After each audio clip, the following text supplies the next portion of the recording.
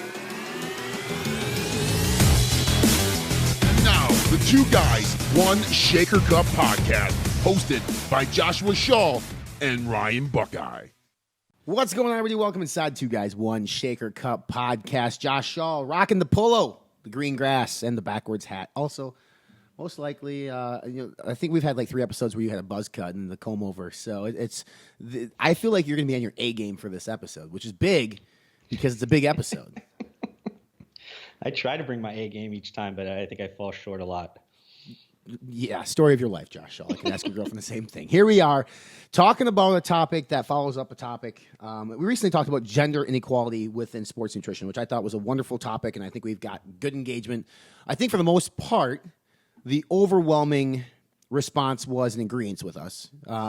However, the next step is like, will we do anything about it? It's like, yep, we agree. Yep, Josh and Ryan, you're right. But now we have to do something about it.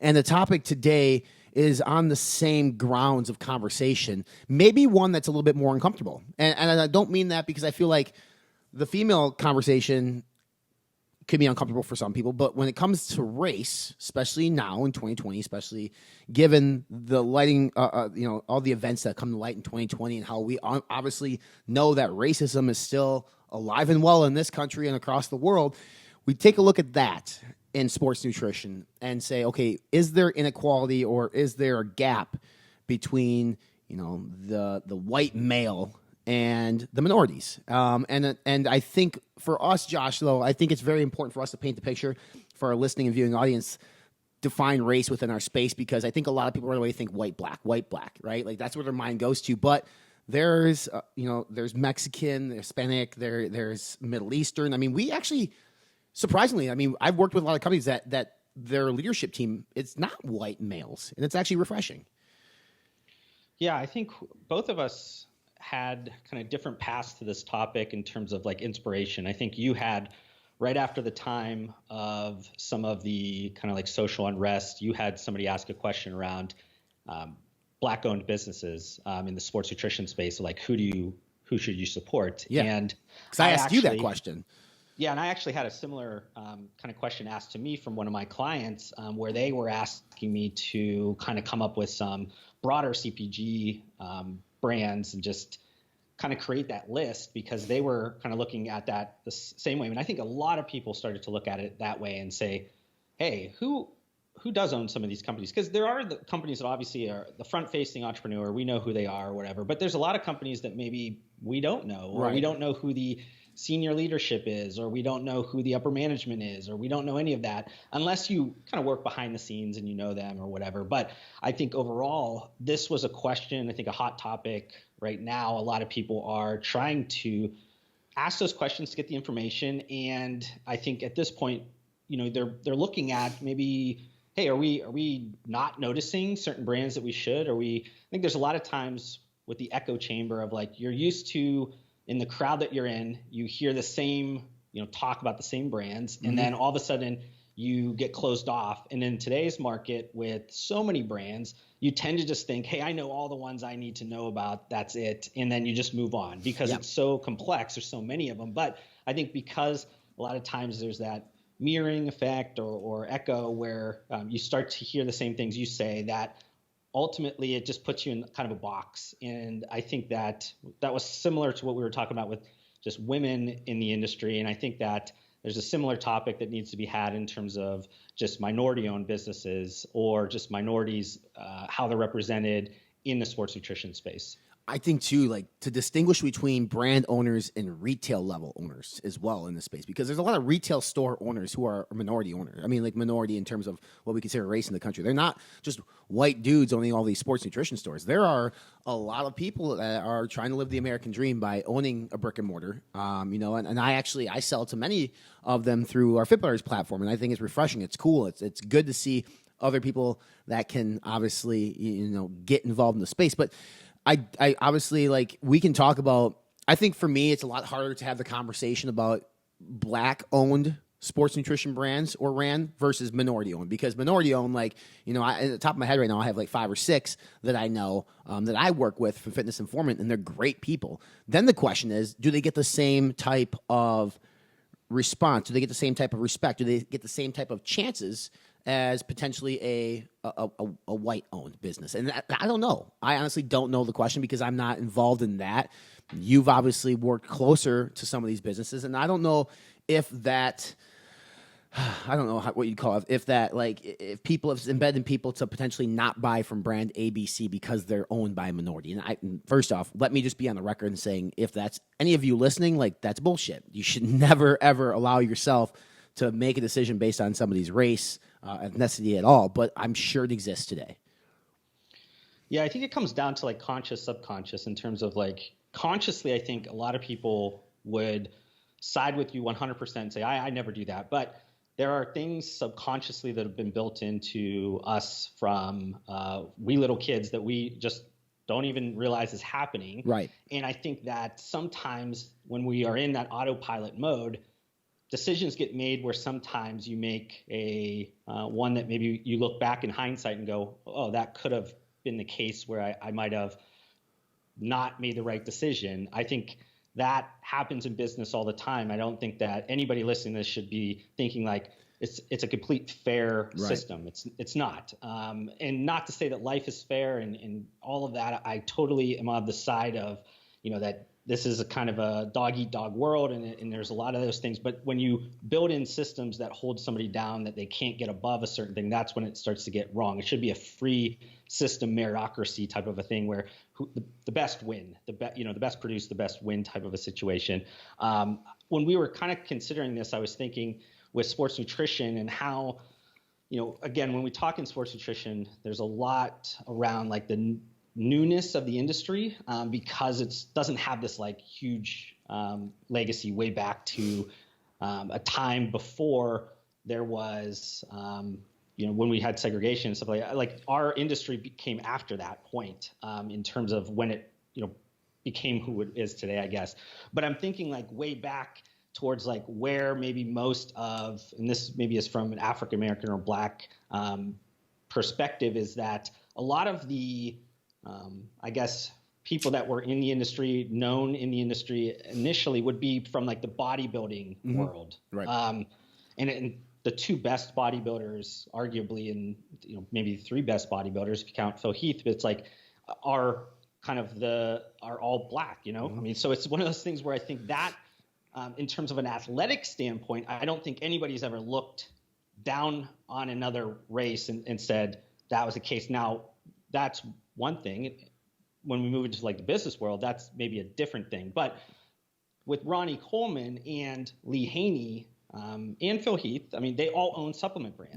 Yep. So they have been able to like take a lot of that popularity from the sport of bodybuilding, the sport part of our industry, and curtail that into businesses that have had, different degrees of success. I think Ronnie Coleman probably would be the highest level of success. Maybe Lee Haney's had a long time, and I think it sold really well internationally for a long time. But those two guys, I think, both had pretty successful brands built off of the back of their athletic performance. But that's kind of where I'm like trying to pull some history inferences or something like it's saying like, where can we start from? Because it's not like we could start from a time that's much earlier, like some of these other industries. Yeah, because I mean, right, you named Lee Haney, Phil Heath, Ronnie Coleman, three of the greatest bodybuilders in the history of the sport.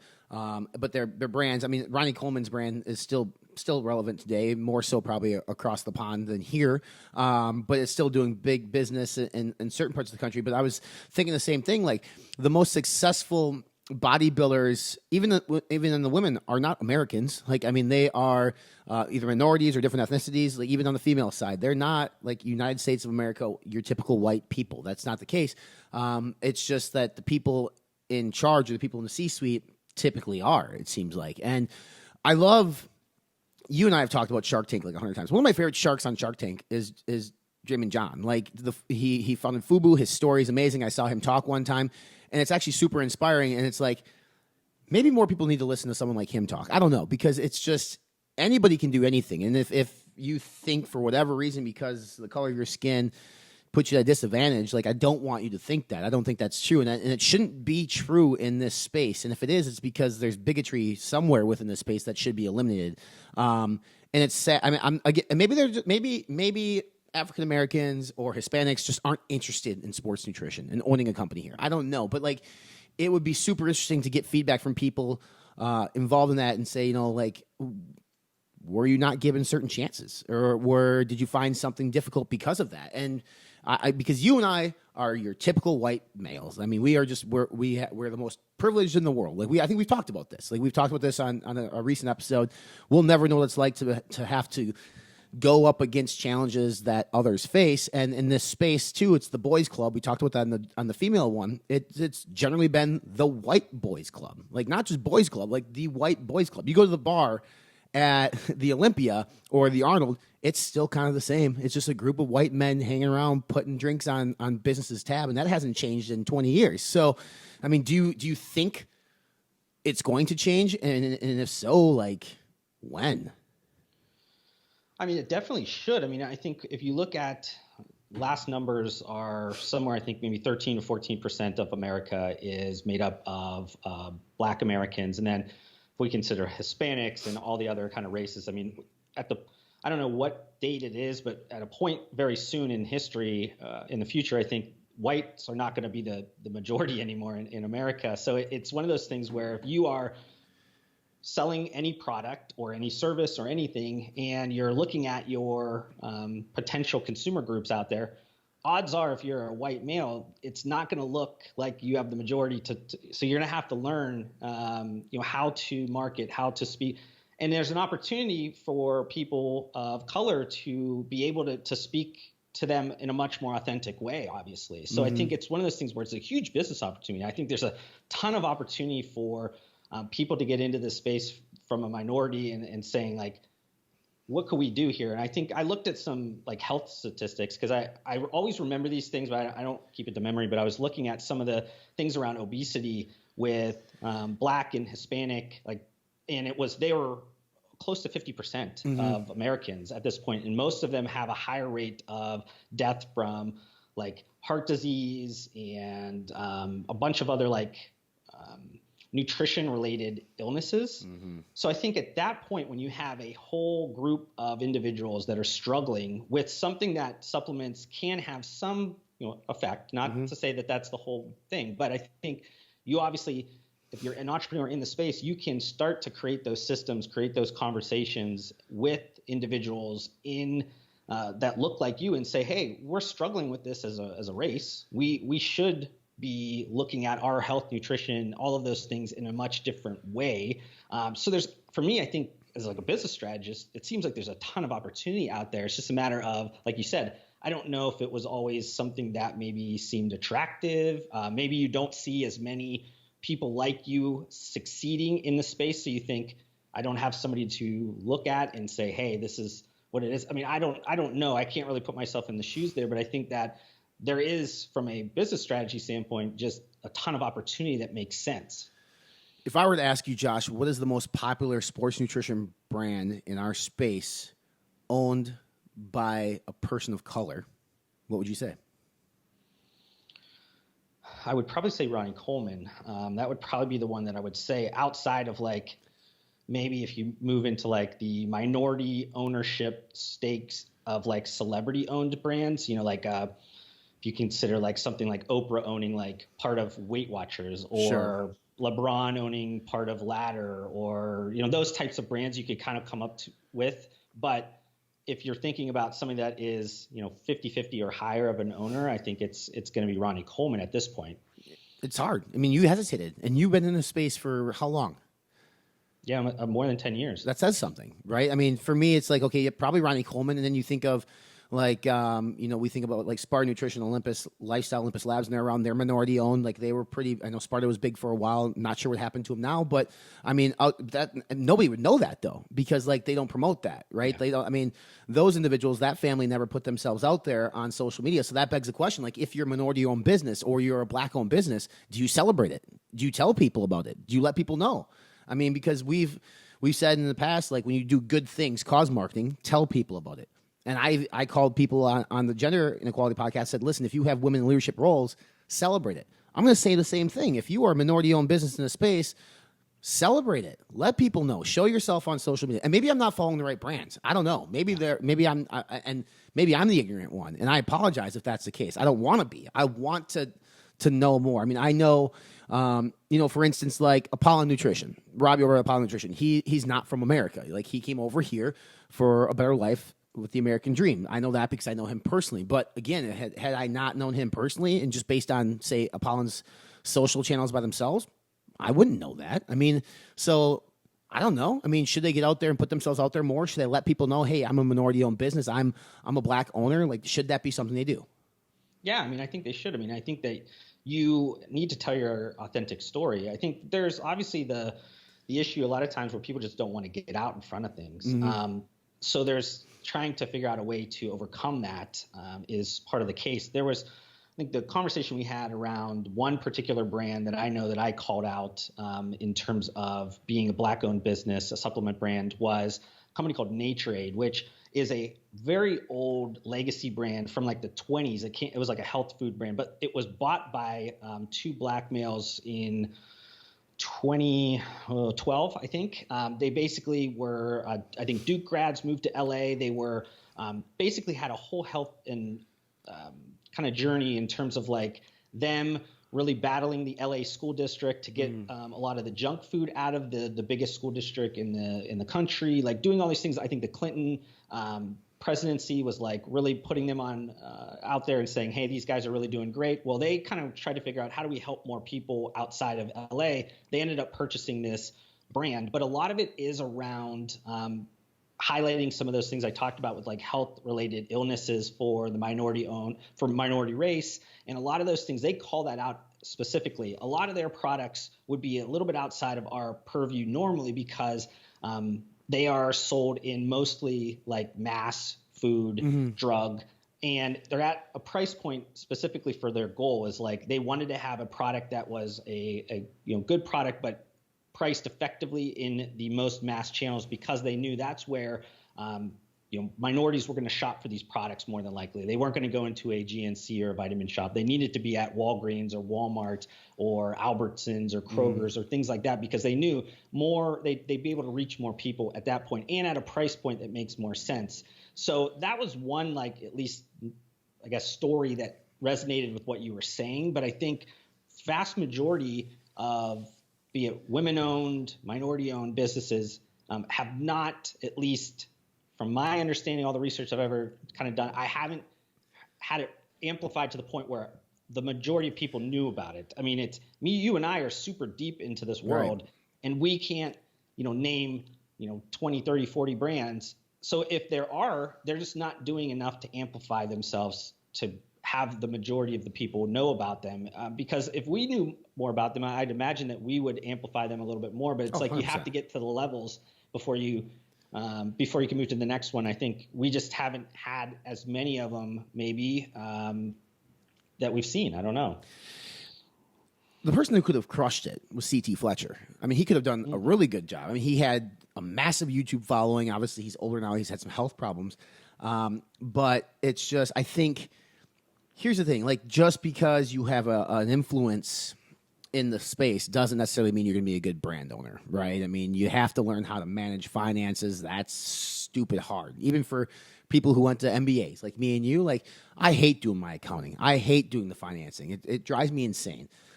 So like CT could have, now I know that he's with Ambrosia, with Mark Loblaner and Sean over there and Mike Rashid. Mike Rashid, I guess, is one, right?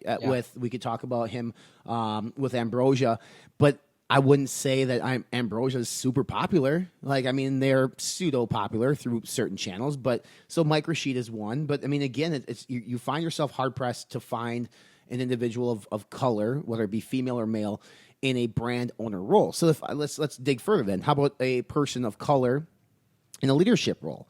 Now, I know in some of the bigger companies that you mentioned on our gender inequality podcast, like Vitamin Shops, GNCs, Iovate, they've got to. And I know like Barry Alexander with Iovate, he's a brand manager up there. Like, I mean, that's a pretty good role, and he is an African American and he does great at his job, So, I mean, but you try to dig deeper too. Again, I think what we see typically is the face of the brands on social, And unless you or I do business with that brand specifically, we probably don't know people in leadership roles. Maybe we do. I don't know. I mean, you might run into people, but I just keep thinking like, okay, we walked the floors at these expos when they existed. You don't run into a lot of people of color. I mean, besides fans, a lot of fans, but I mean, people who taking meetings. I mean, you might have like a sales rep with Europa or Muscle Foods or whatever, but I mean, I'm talking about a legit leadership position, making 6 figures or more. I don't know a ton either, and that's maybe on me for not getting to know or not reaching out enough on LinkedIn.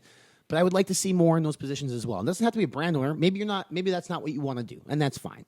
Granted, there's a new brand that pops up every 10 minutes in this space. But I mean, it's like it would be nice too is to see some more diversity in the leadership teams of some of these big, large companies that we work with. Yeah, off the top of my head, I can think of handful of companies that do have either like upper management or VP or higher type of positions. I know Glambia for sure does. I know, like you said, Iovate for sure does. I know RSP Nutrition, Celsius Energy Drinks. There's I think Bang Energy Drinks. There's a ton of them that do. But like you said, I mean, if we consider from an equity standpoint of minorities to the overall population, is it the same? No, it's definitely less than the overall population, and that is a problem. It's a problem for our industry because it does not give us the right voices to provide the products that people want the best based around the population. I think that there is a lot of things that you and I as white males from the Midwest, we just don't know. And because of that, when we are making decisions in a boardroom, we just don't even consider those things. Right. And that's a problem because those things are ultimately what could make that idea much bigger, much better. But we don't hear those voices. Yeah. So I think that's, echoing some of the things we talked about from the female perspective is that a lot of times the sports nutrition brands that were geared towards women were made by men. How the heck do you do that? Right. I mean, I know that you can because it's not like there's some products that are similar or whatever, but there's a lot of things that you just don't think about as a male and you're making products as a female until a bunch of female owners come in and say, this is how you make a product line for women. All of a sudden, boom, everybody's like, wow, we didn't even think about that. Right.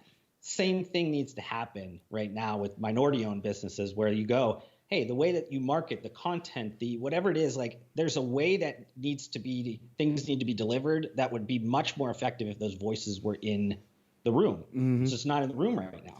Yeah, I think it's important to note too. I don't think I want to make very clear that Josh is not saying like a white male and a black male are judged any differently. That's not at all what Josh is saying, but culturally different. Like, I mean, race doesn't define you as a person in terms of like your character, but it does shape your culture and sometimes shapes the way in which what messages resonate with you and what type of marketing resonates with you. Like Josh would, and it's no different than two white people. Like Josh would consume a marketing message probably different than I would on certain aspects of things. But if like one of my buddies, Matt, who's black, I mean, marketing to him is going to be drastically different to me because of the culture he grew up in.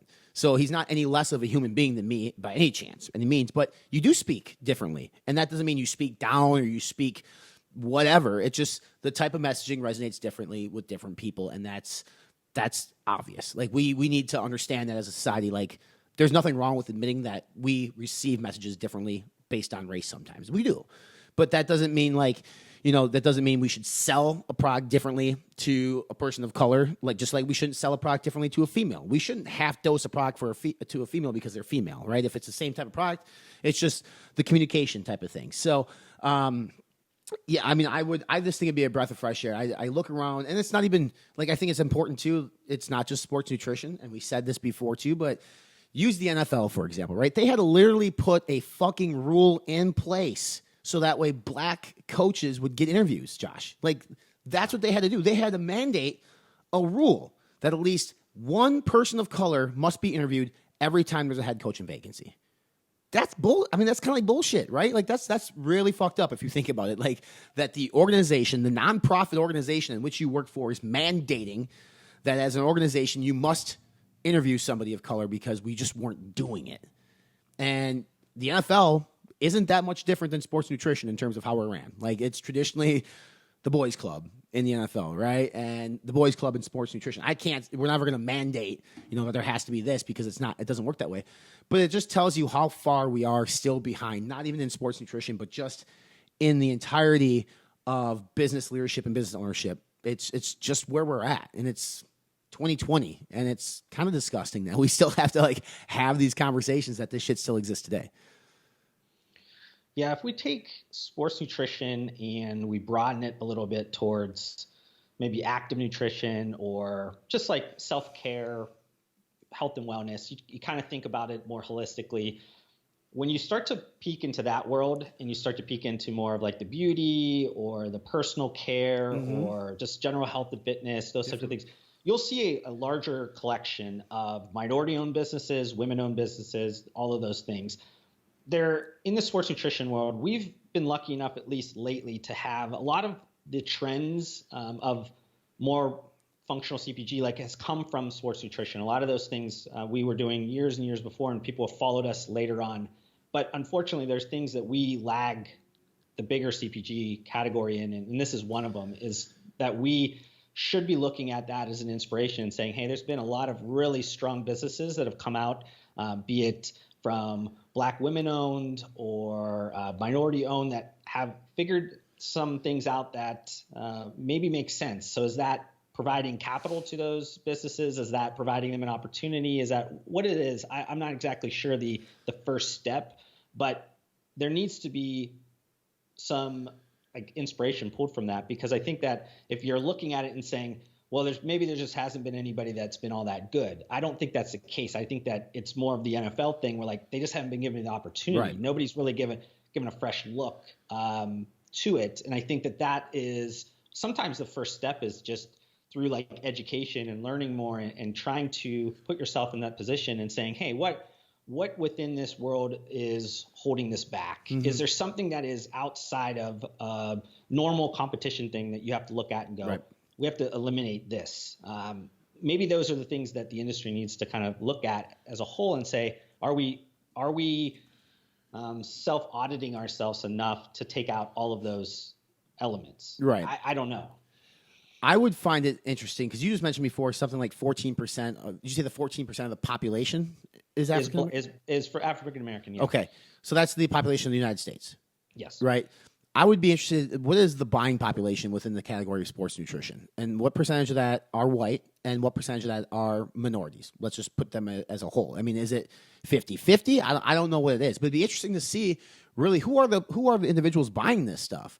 I mean, obviously, white's going to have a huge percentage. I know that, but I can even think about just in terms of small things that I remember an energy beverage client that I had across the country. If you looked at global sales or just United States domestic sales, and you looked at the top ranking 10 flavors they had, there was the ones that just kind of always were there. But then in certain pockets, say towards the border towns or around the southern area of in Texas or right, Arizona or New Mexico, there was a certain flavor that was number 6 or number 7, but was far and away 4-1 a better seller. But if you were not looking at the data correctly for trying to figure out, okay, what's the populations in those specific regions, you might have just cut that or not even thought about that flavor legitimately in your business because you're well, it doesn't look like anybody's buying it. But there's a certain pocket, a certain type of buyer that is. And I think that those are things that at least, regardless if it's a bunch of white people in a room, you don't think about that sometimes. And I think that that's the issue in terms of regardless of what the overall buying power is, there also is just levels in terms of maybe variance or maybe just little small things that if you just tinkered with it, it would make a big difference. Just to go a step further than what Josh was talking about before. So this is based on the census, the most recent one, which is where you got your data from as well. 60% of the population, white alone, just straight Caucasian, right? But then you have, like you mentioned, 13.5% as African American, 18.5% as Hispanic. That's a huge number that should not be ignored because that is a buying population of sports nutrition. For sure. I do know, I have a couple people that I know that I'm friends with who are of Hispanic, who are in leadership roles, which is cool, but they don't celebrate it. They don't put it out there. They don't market it. And not to mention, the Hispanic has a lot of, successful bodybuilders as well, part of that. And Josh, you can attest to this. Like countries like Brazil, for instance, are just like, just countries outside. I just didn't even say Brazil, but just countries outside of America with a Hispanic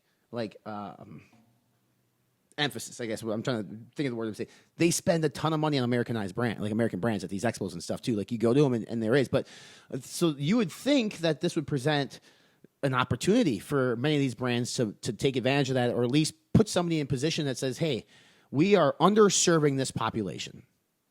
They're buying us by default, but maybe we can make more money by actually articulating a marketing campaign that resonates with them. Do we do it? I don't know. I don't think we're doing it. I mean, just based on digital ads I see, which can be served to me because I'm a white male. I get it. Magazine ads, whatever, they're all the same. Nothing is really targeted per se in terms of race. And I don't think it's wrong if you do. I mean, you have the data at your fingertips. Facebook knows more about you than the CIA. It's like, so if you have that information and you have somebody in a position that actually is relatable to that culture of people, I would say use it.